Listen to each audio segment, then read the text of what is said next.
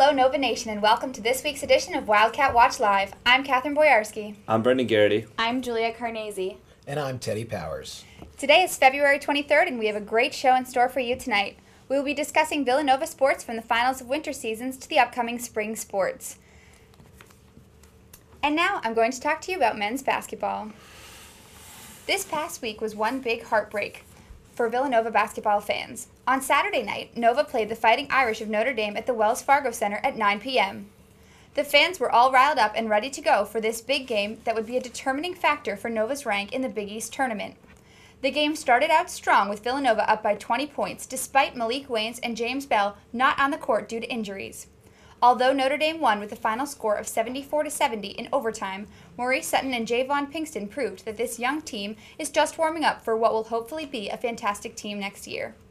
The fans stayed strong, however, and on Monday the Cats played UConn at the Wells Fargo Center for their senior night. Though the team does not have any starting seniors, there was plenty of support from the senior fans at the arena. This game began with another surprising lead that was extremely impressive against the reigning NCAA champs. Dominic Cheek had 23 points throughout the game and was fantastic with three-pointers, but he was no match for the game-winning 29-foot jumper from UConn's Shabazz Napier with 0.6 seconds left in overtime. The final score was 73-70 with an eerily similar situation to the Notre Dame game. The Cats played extremely well against a ranked team and gave freshmen Ty Johnson and Javon Pinkston a chance to shine. Next up, the Wildcats will play Georgetown on Saturday at 2 o'clock p.m. Guys, let's take a look at the highlights from this past game. I think one thing that's important in this game is the defense leading into offense, as you see, transition defense, and I see Dominic Cheek getting some easy layups at the rim, kept Nova in the game really early against the defending national champions. It's great to see Tyron Johnson running the point. I mean, really stepping up in the absence of Malik Waynes. You can see him right here kicking it right down below to Maurice Sutton, who puts it in for 2 easy points. I think the Wildcats had some great offensive plays here. They got the ball down low, they put up some easy points, made plays in the paint. Just an overall good offensive effort by the Cats. Yeah, absolutely. As you see, hustle play by Maurice Sutton. Nova came out, played really strong against both Notre Dame and UConn this weekend, and as you can see, really working it down low, physical play of Big East basketball.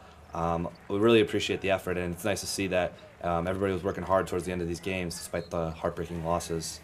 And you know, Maurice Sutton and Dominic Cheek both have had a lot of improvement since last season. You can definitely see their offensive play has gotten so much better. Absolutely, and you can't forget about Javon Pinkston after his breakout game against Providence. You see him right here going strong to the basket, just using his big body frame in a tough Big East battle. Again, easy buckets at the rim. A lot of the freshmen have been showing a lot of potential for next year. Javon Pinkston, Ty Johnson, and I think we definitely we're going to have an impressive season next year. Yeah, I'd have to agree. You see Ty making a smart decision, faking the pass, taking an open jump shot. That's what you want to see out of a freshman as we're building the program. And I'm really proud of the Wildcats. They always got their rebounds, and if they didn't make the basket or bounced off funny, they always got the ball, and I think that's essential in getting those points back, even when they don't make the initial shot. Absolutely. And now we're going to go over to Chris Herring for a special on basketball. Thanks, guys.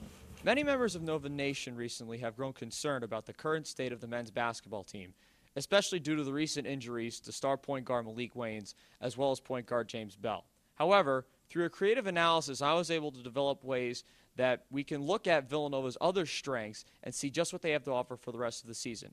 For example, recently, a lot of opposing players have been rather, tied up with the emergence of Tyron Johnson as a strategic leader. He's provided very good man-to-man defense, and he's gotten increased minutes, relying on the importance of his teammates. In a similar light, a lot of opponents have been left, rather jaded by the performance of Javon Pinkston. He's been putting up increasing numbers, putting up a lot of points and rebounds, especially given his breakout performance against the Providence Friars here at the Pavilion, where he put up 28 points and 14 rebounds. Gravitating our way down low to the paint, Villanova is going to have to incorporate that all-important movement. Yes, I'm of course talking about Mouftau Yarou. He's been putting up impressive numbers this year and currently has 222 rebounds this season, just 11 away from breaking his Villanova career high. Shifting back to the guard position, Villanova also has to rely upon its dominance. Of course, that's involving Dominic Cheek. He's had an impressive game against the Yukon Huskies where he put up 23 points, which was the most since the season opener against the Monmouth Hawks where he put up 27. Who knows? Consistency in shooting threes and making smart decisions distributing the ball could lead to success for number 23. Certain other players for the Villanova squad came along in the second half of the season. In a way, they came upon rather suddenly. Of course, I'm referring to Maurice Sutton. Ever since performing very well against Marquette, where he put up 11 points and 10 rebounds, he has been a force to be reckoned with in the paint. He has a sizable height advantage against 6'11", which will come in handy against Henry Sims of Georgetown and Gilvitas Byruta of Rutgers. In further assessing Villanova's young talent, there could be a little secret weapon in Darren Hilliard. That is, if Coach Wright is daring to use him some more. Although he hasn't produced very much point-wise, only having 10 points on New Year's Day and less than that since, he has been very effective at the free throw line. 9 times this year, he has shot perfectly, 100% from the free throw line, his last time coming in Tampa against the South Florida Bulls. In addition to other key freshman contributors like Ash Yakubu and Marcus Kennedy, the key crux of Villanova's strategy from here on in is going to come from head coach Jay Wright.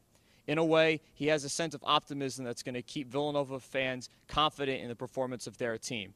I'm pretty certain that given clear practice and guidance from Coach Jay Wright and the rest of the coaching staff, the team can expect to right the ship, get things on the right track, and hopefully win the right way.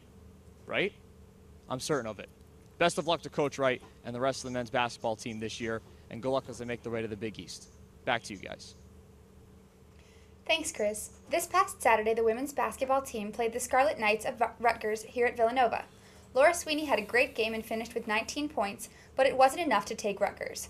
With a final score of 61-52, the Cats held their own and were ahead in the beginning of the game. The entire game was a neck-and-neck back-and-forth battle between the Knights and the Cats, but the Knights pulled ahead and took the game. Rutgers' April Sykes had a high-scoring game and finished with 20 points. Junior Laura Sweeney has scored double figures in 21 of the past 27 games, continuing what has been an impressive offensive season. The women will play this Saturday at 3 p.m. on the road at St. John's. So guys, let's talk about the women's basketball team this season. They're heading into Big East play. What do we think? I think it's really good to have momentum when you have players stepping up and, as you said, scoring points in the game. Anything can happen in the Big East tournament. So it's nice to see that after a couple of rebuilding years that they're making a push for the tournament and hopefully can do well and maybe get seeded in the NCAA tournament. So I really like this team. I like the energy they bring. They're on fire. They have great leaders. I think the women's team is going to go far this season. Yeah, I think it's definitely a possibility with the way their underclassmen have stepped up and will hopefully continue to step up in the Big East tournament. Best of luck to them. We hope the women will have a great time in Big East. So now over to Brendan with track and field and golf. Thank you, Catherine. Well, both the men's and women's track teams were in action this past weekend in the Big East Invitational. In a close race at the 4x800 meter relay, Wildcat, we went the way